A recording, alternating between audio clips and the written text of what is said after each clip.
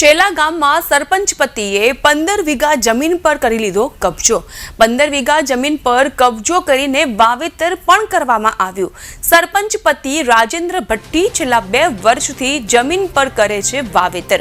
મુખ્યમંત્રી કાર્યાલયમાં અરજી કરતા હવે તંત્રના ધ્યાનમાં આ વાત આવતા તંત્ર થયું છે દોડતું। રેવન્યુ સર્વે નંબર 480 બિન ખેતી કોમન પ્લોટની જમીન સરપંચ પતિએ પચાવી પાડી। તાત્કાલિક કબજો હટાવવામાં આવે તેવી માંગ પણ ઊભી થઈ છે, ત્યારે સરપંચને હોદ્દા પરથી હટાવવામાં આવે તેવી લોક માંગ। ચેલા ગામના રેવન્યુ સર્વે નંબર 480 જે બિન ખેતી થયેલ છે એના કોમન પ્લોટમાં સરપંચ શ્રીના પતિ રાજેન્દ્રસિંહ દ્વારા 2 વર્ષથી ખેતી કરી ગેરકાયદેસર કબજો કરી અને આર્થિક ઉત્પાદન લઈ અને પોતાની સત્તાનો દુરુપયોગ કરે છે।